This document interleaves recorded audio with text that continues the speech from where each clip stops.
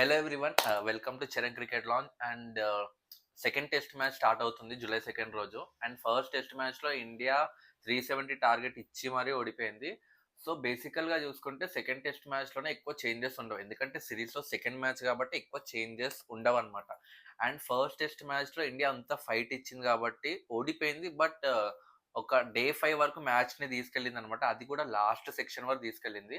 So అంత fight ఇచ్చిన టీంలో ఎక్కువ చేంజెస్ అనేది ఉండవన్నమాట. జస్ట్ ప్లానింగ్ ఒకటి సరిగ్గా చేసుకుంటే చాలు. బట్ నిన్న ప్రాక్టీస్ సెక్షన్ అండ్ రిపోర్ట్స్ బట్టి ఏం కనిపిస్తున్నాయి అంటే ఆహ్, ఈ సెకండ్ టెస్ట్ మ్యాచ్‌లో మినిమమ్ 2-3 చేంజెస్ ఉంటాయంట. సో 2 చేంజెస్, 3 చేంజెస్ అంటే కొంచెం ఇండియన్ టీమ్ ప్రెషర్‌లో ఉందన్నట్టే చెప్పాలి. ఎందుకంటే సెకండ్ టెస్ట్ మ్యాచ్‌లోనే 3 చేంజెస్ అంటే ఇంకా చాలా ప్రెషర్‌లో ఉన్నట్టే. అండ్ ఫస్ట్ వచ్చేసి ఆబ్వియస్లీ జస్ప్రీత్ బుమ్రా. బుమ్రా ఎట్లని ఈ మ్యాచ్‌లో ఆడడు. సో ఇంకొకటి ఏంటంటే శార్దుల్ ఠాకూర్. శార్దుల్ ఠాకూర్ ప్లేస్‌లో ఎవరొస్తారంటే అది నితీష్ కుమార్ రెడ్డి. ఎందుకంటే నిన్న ప్రాక్టీస్ సెక్షన్ చూసుకుంటే నితీష్ కుమార్ రెడ్డి ఎక్కువసేపు బౌలింగ్ అండ్ ఎక్కువసేపు బ్యాటింగ్ చేసిండు శార్దుల్ ఠాకూర్ కన్నా. సో శార్దుల్ ఠాకూర్ ప్లేస్‌లో మోస్ట్ ప్రాబబ్లీ నితీష్ కుమార్ రెడ్డి ఉంటాడు. అండ్ ఒక బౌలింగ్ ఆల్రౌండర్ ప్లేస్‌లో ఒక బ్యాటింగ్ ఆల్రౌండర్‌ని రీప్లేస్ చేస్తున్నారు Indian team. So Bumrah and Shardul Thakur ఇద్దరు చేంజెస్ వస్తున్నాయన్నమాట రేపు టీంలో. సో ఆల్రెడీ 2 చేంజెస్ వచ్చేసాయి. సో శార్దుల్ ఠాకూర్ ప్లేస్‌లో నితీష్ కుమార్ రెడ్డి ఉన్నాడు. బట్ బుమ్రా ప్లేస్‌లో ఎవరుంటారు? బుమ్రా ప్లేస్‌లో ఇట్స్ ఆకాష్ దీప్, నాట్ హర్షదీప్ అన్నమాట. ఆకాష్ దీప్ ఎందుకు అంటే లాస్ట్ టైమ్ చూసుకుంటే, లాస్ట్ మ్యాచ్‌లో చూసుకుంటే లోవర్ డౌన్ ది ఆర్డర్‌లో కొలాప్స్ అనేది 2 ఇన్నింగ్స్‌లో అయింది. సో ఆకాష్ దీప్ కొంచెం బ్యాటింగ్ ఎలిమెంట్ ఇస్తాడనమాట టీమ్‌కి. సో ఆకాష్ దీప్ బుమ్రా ప్లేస్‌లో వస్తున్నాడు. హర్షదీప్ సింగ్ కాదు. అండ్ ఇంకొకటి ఏంటంటే నెక్స్ట్ మ్యాచ్‌లోనే, థర్డ్ టెస్ట్ మ్యాచ్‌లోనే బుమ్రా వస్తాడు కాబట్టి ఆకాష్ దీప్‌ని తీయడం కొంచెం ఈజీ అనమాట. సో ఒకవేళ హర్షదీప్‌ని ఇప్పుడు బుమ్రా ప్లేస్‌లో తీసుకుంటే ఆహ్, హర్షదీప్‌ని మళ్ళీ లెఫ్ట్ ఔట్ చేయడం చాలా కష్టం. సో అందుకే ఆకాష్ దీప్‌ని తీసుకుంటున్నారు. ఇంకొకటి ఏంటంటే ఒకవేళ ప్రసిద్ కృష్ణ ముందు ముందు ఫ్లాప్ అవుతే హర్షదీప్ ప్లేస్ ఆ ప్లేస్‌లో వచ్చేస్తాడనమాట హర్షదీప్ ప్రసిద్ కృష్ణ ప్లేస్‌లో. సో ఇదనమాట. సో ఆల్రెడీ 2 చేంజెస్ వచ్చేసినాయి.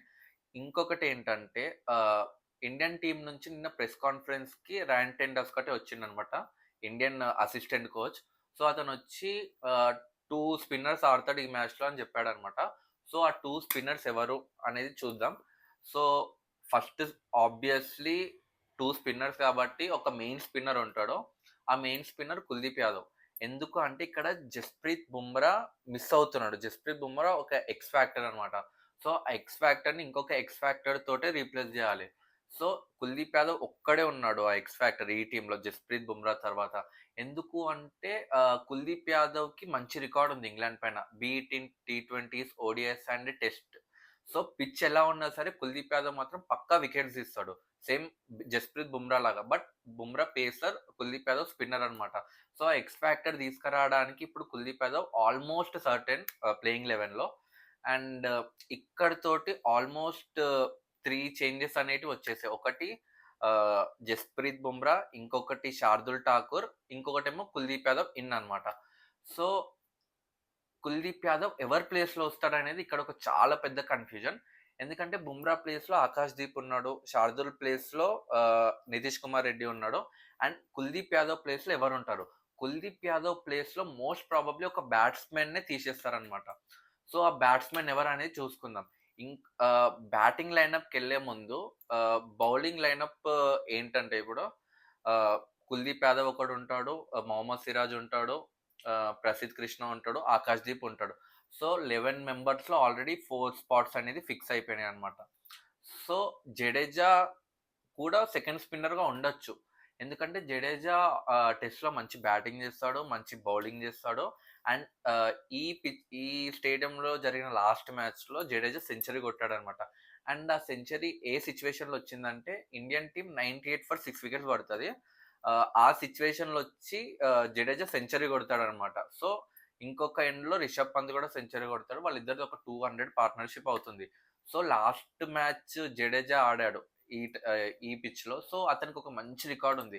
But don't be surprised Jadeja ప్లేస్‌లో వాషింగ్టన్ సుందర్ అయినా రావచ్చు. ఎందుకంటే నిన్న వాషింగ్టన్ సుందర్ కూడా చాలా ప్రాక్టీస్ చేశాడనమాట బ్యాటింగ్ అండ్ బౌలింగ్. ఇంకొకటి ఏంటంటే ఈ టీమ్ మేనేజ్మెంట్ వాషింగ్టన్ సుందర్కి ఎక్కువ సపోర్ట్ ఇస్తుంది, ఎక్కువ బ్యాకింగ్ ఇస్తుంది జడేజా కన్నా. ఎందుకంటే లాస్ట్ టైం ఆస్ట్రేలియాలో చూసుకుంటే ఆస్ట్రేలియాలో కూడా ఫస్ట్ టెస్ట్ మ్యాచ్లో జడేజా స్టార్ట్ చేయలేదు, వాషింగ్టన్ సుందరే స్టార్ట్ చేసిండు. సెకండ్ మ్యాచ్లో కూడా అశ్విన్ ఆడిండు, థర్డ్ మ్యాచ్లో జడేజా ఆడిండు. సో ఈ నెక్స్ట్ మ్యాచ్లో జడేజా ప్లేస్లో వాషింగ్టన్ సుందర్ వచ్చినా రావచ్చు, చెప్పలేము. అండ్ ఇక్కడతో బౌలింగ్ అటాక్ అనేది అయిపోయింది అనమాట. సో బౌలింగ్ అటాక్ లో నీకు Kuldeep Yadav, Mohammed Siraj, Prasidh Krishna and Akash Deep. And batting order కి వెళ్లే ముందు ఒకసారి పిచ్ చూద్దాం. పిచ్ ఎట్లుంది అంటే నిన్న వచ్చిన రిపోర్ట్స్ అండ్ పిచ్ పిక్చర్స్ వచ్చాయన్నమాట. సో ఆ పిక్చర్ లో ఏం కనిపిస్తుంది అంటే పిచ్ చాలా డ్రైగా ఉన్నట్టు కనిపిస్తుంది. సో పిచ్ డ్రైగా ఉంది అంటే పిచ్ బ్యాటింగ్ కి ఎక్కువ అడ్వాంటేజ్ ఉన్నట్టు. అండ్ వెదర్ చూసుకుంటే వెదర్ కూడా చాలా సన్నీగా ఉంది, చాలా ఎండ ఉంది అనమాట. సో ఆల్రెడీ పిచ్ డ్రైగా ఉంది అండ్ ఎక్కువ ఎండ ఉండడం వల్ల పిచ్ అనేది కంప్లీట్ బ్యాటింగ్కే ఉంటుంది. సో ఇంగ్లాండ్ నుంచి క్రిస్ వోక్స్ కూడా వచ్చాడనమాట ప్రెస్ కాన్ఫరెన్స్కి. అతను వచ్చి ఏం చెప్పాడంటే మేము ఒక కంప్లీట్ బ్యాటింగ్ వికెట్ ఇస్తున్నాము అండ్ ఈ మ్యాచ్లో కూడా బౌలర్స్కి అనేది చాలా ప్రాబ్లమ్స్ వస్తాయి, ఎందుకంటే అది కంప్లీట్ ఒక బ్యాటింగ్ పిచ్చే కాబట్టి. ఒకవేళ వర్షం పడ్డా, ఒకవేళ క్లౌడ్స్ వచ్చినా, కొంచెం మబ్బులు వచ్చినా కానీ పిచ్ అనేది బ్యాటింగ్కే ఎక్కువ ఉంటుంది అనమాట. ఒకవేళ ఎండ్ వస్తే మాత్రం ఇంకా కంప్లీట్ బ్యాటింగే. సో ఇదనమాట పిచ్. సో బ్యాటింగ్ ఆర్డర్కి వస్తే, బ్యాటింగ్ ఆర్డర్కి వచ్చే ముందు నిన్న ప్రాక్టీస్ సెక్షన్లో ఫీల్డింగ్ డ్రిల్స్ అయినాయి అనమాట. సో ఆ ఫీల్డింగ్ డ్రిల్స్లో ఏమైందంటే పంత్ వికెట్ కీపర్ ఉన్నాడు, పంత్ పక్కన కరుణ్ నాయర్ ఉన్నాడు ఫస్ట్ స్లిప్లో, సెకండ్ స్లిప్లో కేఎల్ రాహుల్ ఉన్నాడు, థర్డ్ స్లిప్లో గిల్ ఉన్నాడు. సో ఫస్ట్ మ్యాచ్లో చూసుకుంటే ఫస్ట్ మ్యాచ్లో స్లిప్స్లో జైస్వాల్ ఉన్నాడు అనమాట కరుణ్ నాయర్ ప్లేస్లో. So and last time Jaiswal last మ్యాచ్లో 4 క్యాచెస్ వదిలేసింది కాబట్టి ఈసారి జైస్వాల్ స్లిప్స్లో ఉండడు. సో స్లిప్స్లో నుంచి జైస్వాల్ని తీసేసి ఇంకొకరిని రీప్లేస్ చేశారనమాట. సో కరుణ్ నాయర్ ఉన్నాడు స్లిప్స్లో. సో నిన్న ఫీల్డింగ్ డ్రిల్ చూసుకుంటే పంత్, కరుణ్ నాయర్ ఫస్ట్ స్లిప్లో, సెకండ్ స్లిప్లో కేఎల్ రాహుల్, థర్డ్ స్లిప్లో శుభ్మన్ గిల్. అంటే వీళ్ళు 4 మెంబర్స్ బ్యాట్స్మెన్సే ఉన్నారు. సో ఇప్పుడు బ్యాటింగ్ ఆర్డర్కి వస్తే జైస్వాల్ లాస్ట్ మ్యాచ్లో సెంచరీ కొట్టాడు ఫస్ట్ ఇన్నింగ్స్లో అండ్ కేఎల్ రాహుల్ కూడా సెంచరీ కొట్టాడు సెకండ్ ఇన్నింగ్స్లో. సో ఓపెనర్స్ వచ్చేసి జైస్వాల్ అండ్ కేఎల్ రాహుల్ అనమాట. నంబర్ 3లో వచ్చేసి సాయి సుదర్శన్. సాయి సుదర్శన్ ఫస్ట్ ఇన్నింగ్స్లో డక్అవుట్ అయినా సెకండ్ ఇన్నింగ్స్లో 30 రన్స్ కొట్టాడు, మంచి నాక్ ఆడిండు అనమాట. కొంచెం కాన్ఫిడెన్స్ పెంచే నాకే అది 30 రన్స్ అనేది. అండ్ నంబర్ 4 వచ్చేసి captain Shubman Gill. Already first ఇన్నింగ్స్లో శుభ్మన్ గిల్ సెంచరీ కొట్టాడు లాస్ట్ మ్యాచ్లో. So number 4 Shubman Gill. Number 5 no discussions Pant అనమాట. పంత్ ఆల్రెడీ 2 ఇన్నింగ్స్లో సెంచరీ కొట్టిండు కాబట్టి పంత్ ప్లేస్ అనేది ఆబ్వియస్ పర్మనెంట్, ఇంకా వైస్ కెప్టెన్ కూడా. సో నంబర్ 6 వచ్చేసి కరుణ్ నాయర్ అనమాట. ఎందుకంటే ఫస్ట్ స్లిప్లో కూడా నిన్న ప్రాక్టీస్ చేసిండు కాబట్టి నంబర్ 6 కరుణ్ నాయర్. సో ఇక్కడ కన్ఫ్యూజన్ స్టార్ట్ అయింది అనమాట. ఏంటంటే కుల్దీప్ యాదవ్ ఎవరి ప్లేస్లో వస్తాడు అనేది. ఇప్పుడు మనం నంబర్ 1 జైస్వాల్ చూసుకున్నాం, నంబర్ 2 కేఎల్ రాహుల్ చూసుకున్నాం, నంబర్ 3 సాయి సుదర్శన్ చూసుకున్నాం, number 4 Gill, number 5 Pant, number 6 Karun Nair, number 7 ఒకవేళ జడేజా మిస్ అవుట్ అవుతే నంబర్ 7లో నితీష్ కుమార్ రెడ్డి ఆడతాడు. ఒకవేళ జడేజా ఉంటే నంబర్ 7లో జడేజానే ఉంటాడు, నంబర్ 8లో నితీష్ కుమార్ రెడ్డి ఉంటాడు. సో నంబర్ 9 నుంచి బౌలింగ్ అటాక్ అనేది స్టార్ట్ అయిపోతుంది. సో బౌలింగ్ అటాక్లో నీకు కుల్దీప్, మొహమ్మద్ సిరాజ్, ప్రసిద్ కృష్ణ, ఆకాష్ దీప్ అనేది ఉంటారు అనమాట. సో ఇక్కడ స్క్వాడ్ అనేది 12 మెంబర్స్కి వెళ్ళిపోతుంది. సో కుల్దీప్ యాదవ్ ప్లేస్ ఎవరి ప్లేస్లో వస్తాడంటే ఒక బ్యాట్స్మెన్ ప్లేస్లోనే వస్తాడు. సో ఒకవేళ కరుణ్ నాయర్ ప్లేస్లో వస్తే కుల్దీప్ యాదవ్, సో నంబర్ 6లో జడేజా ఉంటాడు, నంబర్ 7లో నితీష్ కుమార్ రెడ్డి ఉంటాడు, నంబర్ 8లో కుల్దీప్ యాదవ్ ఉంటాడు, ఇంకా 3 మెంబర్స్ పేసర్స్ ఉంటారు అనమాట.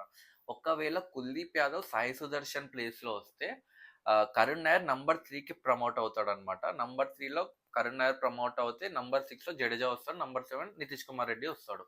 సో బ్యాటింగ్ ఆర్డర్లో వచ్చేసి చాలా కన్ఫ్యూజన్స్ ఉన్నాయి.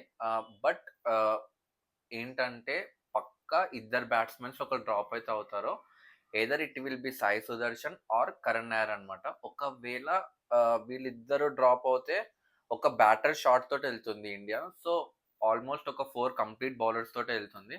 అండ్ ఇప్పుడు స్క్వాడ్ చూసుకుంటే ప్రాబబుల్ ఏంటి అంటే number 1 Yashasvi Jaiswal, number 2 KL Rahul, number 3 Sai Sudharsan or Karun Nair అనమాట. Number 4 Shubman Gill, number 5 Rishabh Pant, number 6 either Ravindra Jadeja or Washington Sundar, number 7లో నితీష్ కుమార్ రెడ్డి, నంబర్ 8లో కుల్దీప్ యాదవ్, నంబర్ 9లో మహమ్మద్ సిరాజ్, నంబర్ 10లో ప్రసిద్ కృష్ణ, నంబర్ 11లో ఆకాష్ దీప్ అనమాట. సో ఇదన్నమాట స్క్వాడ్. ఆల్మోస్ట్ ఇదే ఉంటుంది స్క్వాడ్, ఎందుకంటే వాళ్ళు చెప్పిన దాని ప్రకారం 2 స్పిన్నర్స్ ఉన్నారు కాబట్టి ఈ స్క్వాడ్లో కూడా ఇప్పుడు 2 స్పిన్నర్స్ ఉన్నారు. So that's it guys. ఒకవేళ మీకు వీడియో నచ్చినట్టయితే please like and subscribe to the channel, ఎందుకంటే రేపటి నుండి టెస్ట్ మ్యాచ్ స్టార్ట్ కాబట్టి కంప్లీట్ అప్డేట్స్ వస్తాయి ఈ ఛానల్లో. So please support. Thank you.